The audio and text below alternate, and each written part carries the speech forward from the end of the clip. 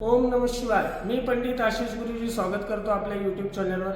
आज मी तुम्हाला सांगणार आहे कालसर्प दोषासंदर्भात। जर तुमच्या जीवनात कोणतेही कामं होत नसतील, कामात अडथळे येत आहे, मानसिक चिंता निर्माण होतीये किंवा वैवाहिक जीवनात अडचणी येत आहे, विवाह होत नाही, विवाह होऊन सुद्धा तुटून जातोय किंवा विवाह झाल्यानंतर मुलं बाळ संततीला अडचणी येते, तर तुमच्या पत्रिकेत कालसर्प योग आहे। कालसर्प योग कसं पाहायचं? जसं राहू आणि केतूच्या मध्ये ज्यावेळेस सगळे ग्रह येऊन बसतात तर तुमच्या पत्रिकेत कालसर्प योग निर्माण होतो।